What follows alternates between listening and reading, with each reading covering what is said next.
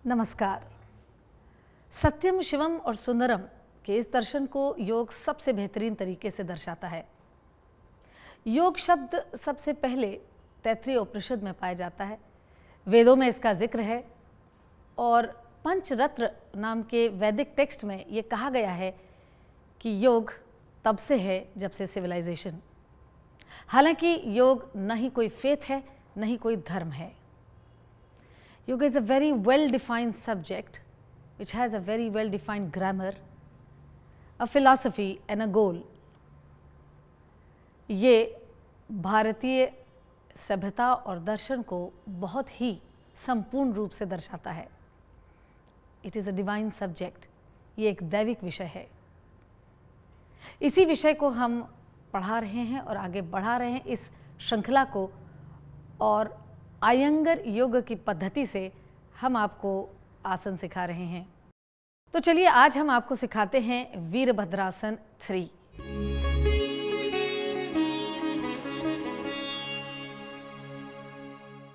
वीरभद्रासन 3 एक advance pose है जिसकी शुरुआत वीरभद्रासन 1 से होती है, जो हम आपको पिछले एपिसोड्स में दिखा चुके हैं।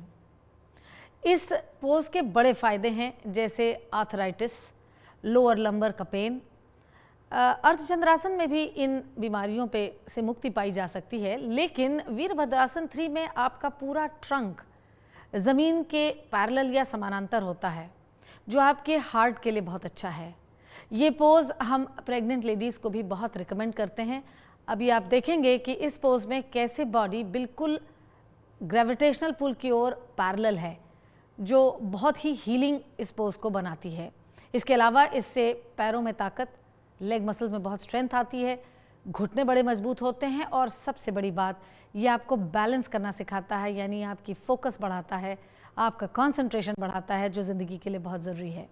योगा एक साइंस है और साइंस इवॉल्व होती है। हमने आपको ताड़ासन जो पहले दिन पढ़ाया था उसमें आपको अपने शरीर का भार इक्वली डिस्ट्रीब्यूट करने के लिए बताया था। आज देखते हैं कि ताड़ासन कैसे इवॉल्व होता है। आज ताड़ासन में हम आपको ये दिखा रहे हैं कि जब आपने अपने वज़न को अपने पैरों पे इक्वली डिस्ट्रीब्यूट कर दिया और उसके बाद अगर आप अपने सारे टोज़ को उठा लेते हैं और बिग टोज़ की इनर एजेस को रब करते हैं, तो आप एक अद्भुत सी चीज़ महसूस करते हैं। आप अपने सारे बॉडी वेट को पीछे ले जा रहे हैं, जिससे आपकी फ्रंटल थाई और बैक थाई में एक कम्युनिकेशन हो रहा है। आपकी फ्रंट बॉडी और बैक बॉडी के बीच में एक डायलॉग हो रहा है। इसके ज़रिए आप एक्चुअली फ्रंटल थाई को जब सक कर रहे हैं, ऑटोमेटिकली सकिंग हो रही है, तो आपकी बोन्स और थाई मसल्स का एक कांटेक्ट होता है। You replenish bones through the flash and flash through the bones. तो ये एक एनर्जी एक्सचेंज होती है। इसके अलावा जब आपने इनर बिग टोज रगड़े तो आपकी frontal thighs outside in turn करती हैं। ये रोटेशनल एक्शन पैरों के लिए बहुत आवश्यक है, और जब ये आउटसाइड इन रोटेट करती हैं तो इसका सीधा असर आपके लंबर और सैक्रम में होता है, वो ओपन होते हैं। तो इस तरह से धीरे धीरे हम आपको समय समय पर हर एक पोज में कुछ न कुछ एवोल्यूशन बताते रहेंगे। ताड़ासन से आप सीधे वीरभद्रासन 1 पे जाते हैं और वहाँ से वीरभद्रासन 3 की शुरुआत होती है। तो हम चलते हैं पहले वीरभद्रासन 1, गो टू वीरभद्रासन 1। जब आप वीरभद्रासन 1 में जा रहे हैं तो जैसे हमने बार बार कहा है कि आप अपने एंगल्स का बहुत ध्यान रखेंगे और सिमेट्री का बहुत ध्यान रखेंगे। वीरभद्रासन 1 से आप अपने ट्रंक को, एब्डोमेन को अपनी थाई पे स्लाइड करते हैं, इनहेल करते हैं और पीछे के पैर को यानी लेफ्ट लेग को उठाते हैं। लेफ्ट लेग स्ट्रेट होगा, थोड़ा हाथ नीचे जाएंगे, ट्रंक स्ट्रेट है, आप देखिए ट्रंक पैरेलल है, राइट लेग स्ट्रेट है, हाथ खींचे हुए हैं, दोनों बटक्स इक्वल हैं। Keep sucking your left frontal thigh backward to lift your thigh and then you exhale, go back to Virabhadrasana 1। आप वीरभद्रासन पे फिर की सम स्थिति पे आते हैं। पीछे का पैर हमेशा टाइट रखिए, साइड ट्रंक खिंचा रखिए, स्पाइन उठाइए, बॉडी वेट पीछे की ओर ले जाइए, नी एक्सटेंड करें, स्ट्रेट करें ताकि आपका भार आपके घुटने पे ना पड़े। आपका राइट लेग 90 डिग्री पे है वीरभद्रासन 1 में और यहाँ से आप स्ट्रॉन्ग इनहेलेशन से हाथ ऊपर उठाते हैं और वापस ताड़ासन की ओर जाते हैं। इस तरीके से वीरभद्रासन 3 जो कि एक बैलेंसिंग पोज है, आप बड़े अच्छे ढंग से कर सकते हैं। याद रहे कि हमने आपसे वायदा किया है कि हम आपको अयंगर पद्धति से इन सभी आसनों की इम्प्रोवाइजेशन सिखाएंगे। जो व्यक्ति या कोई ऐसा पेशेंट जो ये पोज ना कर सके या शरीर में कोई उनके स्टिफनेस हो, वो कैसे कर सकते हैं।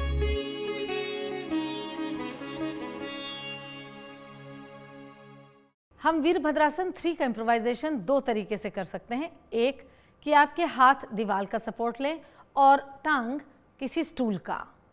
दूसरा ये कि अगर आपके पास 2 स्टूल हों तो दोनों ही स्टूल ले लें और दोनों ही स्टूल की हाइट बराबर हो।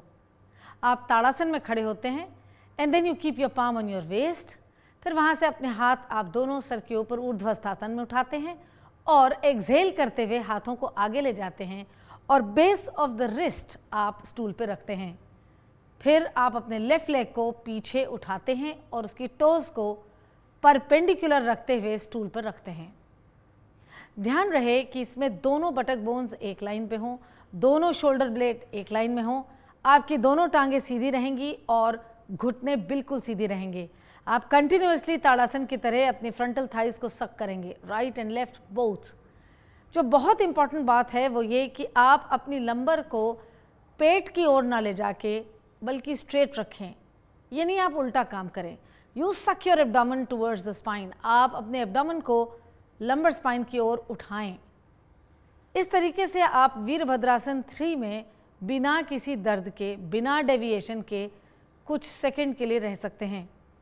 फिर आप अपनी टांग को वापस ज़मीन पे लाएंगे, हाथ को ऊपर उठाएंगे ऊर्ध्वस्थासन में और हाथ आपके हिप जॉइंट के पास आते हुए ताड़ासन में वापस आप आ जाएंगे।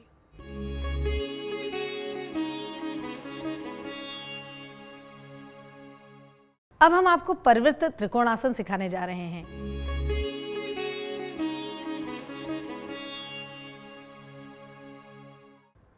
इस आसन के बहुत सारे लाभ हैं। ये स्पाइन के रोटेशनल एक्शन का एक बहुत ही अच्छा उदाहरण है। तो आपकी स्पाइन में जो मसाज होती है, जो ऑर्गेनिक बॉडी में मसाज होती है, वो किसी और स्पोर्ट्स या एक्सरसाइज से नहीं होती। आपके जितने भी अंग शरीर में शिथिल होते जा रहे हैं, चाहे वो पेनक्रियाज हो, वो लिवर हो, एब्डोमेन हो, किडनीज हो, उनमें एक स्क्वीजिंग एक्शन होता है जिससे डीऑक्सीजनेटेड ब्लड बाहर आता है और ऑक्सीजनेटेड ब्लड ऑर्गेनिक बॉडी में वापस जाता है। ये आपके वेस्ट को, ट्रंक को की मसल्स को टोन करता है, लेग्स को टोन करता है। इससे जिनको पुरानी बैक एक है, स्लिप डिस्क है, उसमें बहुत ही ज़्यादा फर्क आता है। तो चलिए सीखते हैं परिवृत्त त्रिकोणासन। इसकी शुरुआत भी ताड़ासन से ही होगी। ताड़ासन से आप एक्सहेल करते हुए, जंप करते हुए उत्थित हस्त पादासन पे जाएंगे और उत्थित हस्त पादासन से विद एक्सेलेशन आप पार्श्व हस्त पादासन में जाएंगे और वहाँ से अपनी ट्रंक को मोड़ते हुए, अगर आपका राइट पैर बाहर है तो लेफ्ट ट्रंक राइट की ओर मोड़ते हुए एक्सेलेशन के साथ आप अपने लेफ्ट हैंड को क्रॉस करेंगे राइट आउटर एंकल की ओर। आपका ट्रंक, वेस्ट, चेस्ट, एब्डोमेन सब टर्न करेगा लेफ्ट टू द राइट। आपकी tip of the fingers right ankle के बाहर left tip of the fingers रहेंगी, जिनको आप दबाएंगे और अपने शरीर को उठाएंगे। आपकी लेफ्ट शोल्डर ब्लेड शरीर के अंदर जानी चाहिए। आपका back of the head left buttock bone की लाइन पे होना चाहिए और दोनों हाथ सीधे होने चाहिए। इस एक्शन के बाद एक बार आप फिर गहरी सांस लेते हुए पार्श्व हस्त पादासन में आएंगे। कम बैक टू पार्श्व हस्त पादासन एंड देन फ्रॉम पार्श्व हस्त पादासन आप उतित हस्त पादासन में वापस आएंगे और फिर जंप करके ताड़ासन में। आपने ये पोज राइट साइड किया और यही रिपीट आप अपने बाईं ओर या लेफ्ट साइड करेंगे। जैसा हम आपको बता चुके हैं कि हम हर एक पोज में आपको इम्प्रोवाइजेशन ज़रूर सिखाएंगे ताकि आपके लिए एक कठिन से कठिन पोज भी आसान बन जाए, और यही आयंगर योग की विशेषता भी है। तो चलिए सीखते हैं परिवृत्त त्रिकोणासन का इम्प्रोवाइजेशन।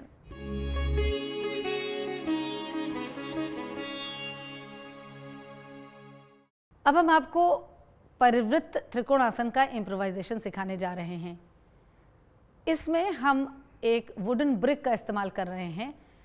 इस ब्रिक की हाइट या इस तरह की किसी प्रॉप की हाइट इस बात पे निर्भर करती है कि आपकी बॉडी कितनी स्टिफ है या आपको किस हाइट की ज़रूरत है। हम आपसे यही सजेस्ट करेंगे कि जो भी आप प्रॉप लें वो फ्लेक्सिबल नहीं होना चाहिए ताकि आपकी हाइट मेंटेन रहे। क्योंकि हम इसमें एक ब्रिक का इस्तेमाल कर रहे हैं तो हम आपको ताड़ासन से जंप करने के लिए नहीं कहेंगे। Keep your palm on your waist and then spread your legs 3.5 to 4 feet apart. यहाँ से आप फिर उतित हस्त पादासन से पार्श्व हस्त पादासन की ओर जाते हैं और फिर सांस छोड़ते हुए आप अपने लेफ्ट हैंड को राइट इनर एंकल पे लाते हैं। इस इम्प्रोवाइजेशन की एक खास बात है, जब हमने आपको परिवृत्त त्रिकोणासन सिखाया तो आपका बायां हाथ दाएं हाथ को क्रॉस कर रहा था, मगर यहाँ हम क्रॉस नहीं कर रहे हैं। उसकी वजह यह है कि अगर आपकी बॉडी बहुत स्टिफ है तो क्रॉस करने में बहुत तकलीफ होती है। ये इम्प्रोवाइजेशन आपको स्पाइनल रोटेशन देगा, एब्डोमिनल रोटेशन देगा, ट्रंक का रोटेशन देगा बिना किसी क्रैम्प्ड फीलिंग के। ये फुल पोज नहीं है लेकिन ये उसकी एक पहली स्थिति है। ऐसा करने के बाद आप फिर से सांस लेंगे और इनहेल करते हुए आप वापस पार्श्व हस्त पादासन, फिर उतित हस्त पादासन और फिर palm on your waist and come back to ताड़ासन।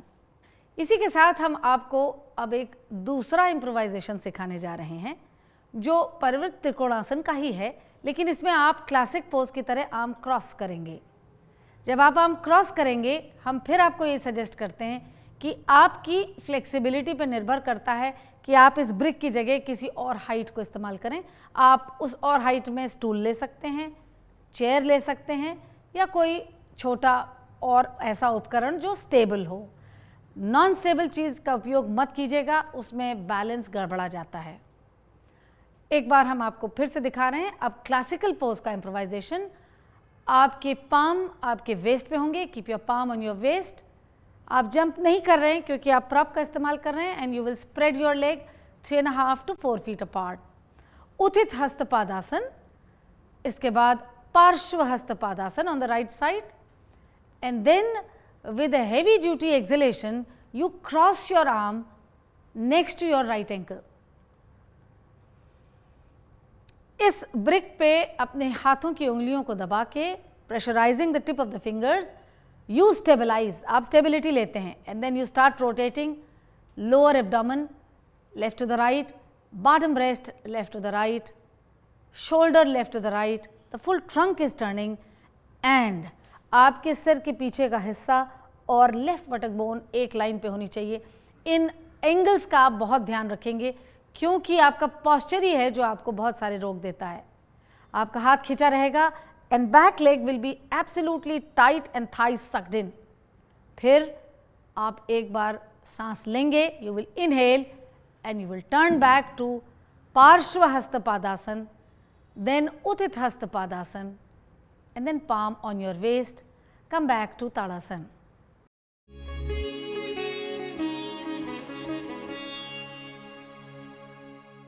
अब हम आपको परिवृत्त पार्श्व कोणासन सिखाने जा रहे हैं।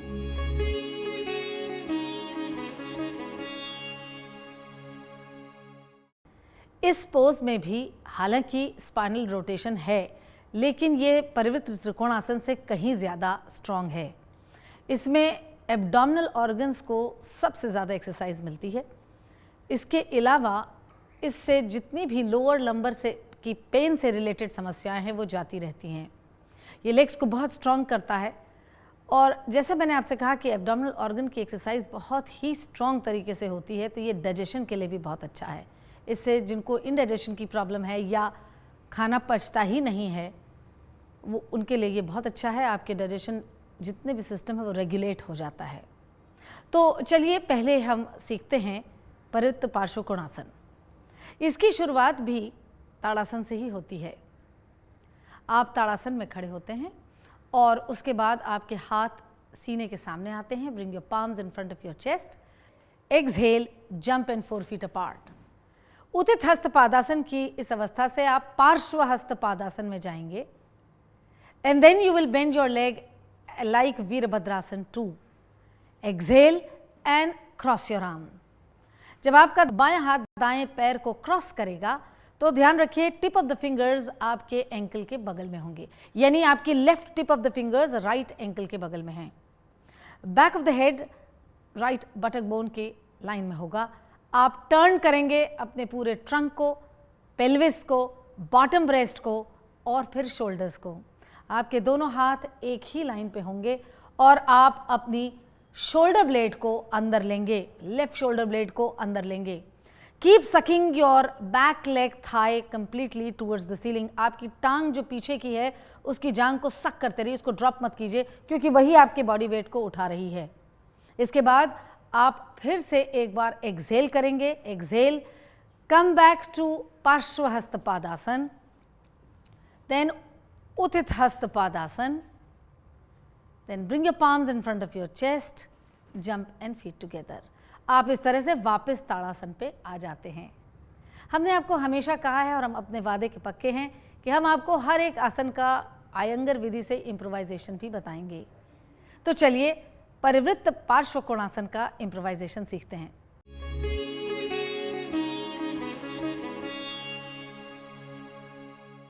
हम आपको अब परिवृत्त पार्श्वकोणासन का इम्प्रोवाइजेशन बताने जा रहे हैं और इसमें हम एक ब्रिक का इस्तेमाल करेंगे। ये एक लकड़ी की ब्रिक है जो गुरुजी ने रोज़मर्रा की ब्रिक को देख के इंस्पायर होकर बनाई। आप इसकी जगह किसी और भी प्रॉप का इस्तेमाल कर सकते हैं, लेकिन वो कठोर होना चाहिए, सॉफ्ट नहीं, ताकि आपका हाथ उसमें धंसता ना चला जाए। ये ब्रिक की हाइट या विड्थ आपके स्टिफनेस के अनुपात से होगी। आप फिर से एक बार ताड़ासन पर खड़े होते हैं और अपने दोनों हाथ को सीने के सामने लाते हैं। Then you exhale and jump 4 feet apart. इसके बाद आप उतित हस्त पादासन से पार्श्व हस्त पादासन की ओर जाते हैं। वहां से आप वीरभद्रासन 2 की तरह अपने राइट पैर को मोड़ते हुए एक्सहेल करते हुए आप अपने हाथ को क्रॉस करते हैं। आपका जब राइट लेग बेंड है तो लेफ्ट आर्म क्रॉस कर रहा है। ये ध्यान रखने वाली बात है कि आउटर नी और एल्बो के बीच में क्रॉस बनता है, वही आपका फल्क्रम है इस रोटेशन के लिए, तो उसको टाइट रखेंगे और उसी के अनुपात से आपकी ब्रिक की हाइट होगी। इस हाथ को इस ब्रिक पे दबाते हुए आप अपने ट्रंक को रोटेट करेंगे, पेल्विस को रोटेट करेंगे, बॉटम ब्रेस्ट को रोटेट करेंगे, चेस्ट को रोटेट करेंगे, पूरी स्पाइन रोटेट होती है और पीछे के पैर को लगातार उठाते रहेंगे। Keep your left thigh sucked up completely. It is necessary because आप इससे अपने वज़न को उठाते हैं, ना कि उस वज़न को अपने राइट नी पे गिराते हैं। और फिर आप सांस लेते हुए inhale and come up in पार्श्व हस्त पादासन, then turn your foot forward, उथित हस्त पादासन। फिर आप जंप करेंगे फीट टुगेदर इन ताड़ासन।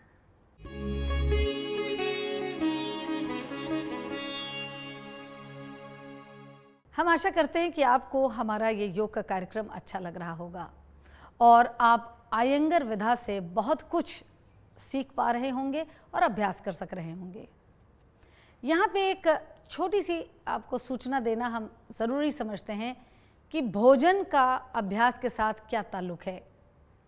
ये हमारी आपसे दरख्वास्त है कि आप अभ्यास करने के 3 घंटे पहले जो भी कुछ खाना है वो खा लें, यानी एक पाचन क्रिया में 3 घंटे का समय लगता है, इसलिए आपका खाना पचा हुआ होना चाहिए। मान लीजिए अगर आप अभ्यास शाम को करते हैं और आप लंच नहीं कर पाए उस दिन, तो बजाय इसके कि आप देर से लंच करें, आप कुछ छोटा सा मील ले लीजिए ताकि आपका पेट बिल्कुल खाली ना रहे, लेकिन भोजन अपाच्य अवस्था में ना रहे। भोजन के बाद भी कुछ आसन किए जाते हैं जो आपकी पाचन क्रिया के लिए बहुत अच्छे होते हैं। समय समय पर हम आपको ये दिखाते रहेंगे। हम एक बार आपसे फिर रिक्वेस्ट कर रहे हैं कि आसनों के क्रमों को न बदलें। आसनों को क्रम से तोड़ने से आपको कोई भी नुकसान हो सकता है। इसके अलावा अगर आप किसी दवाई को रेगुलर ले रहे हैं जो आपके रोग से या कष्ट से संबंधित है, उसे कतई ना छोड़ें।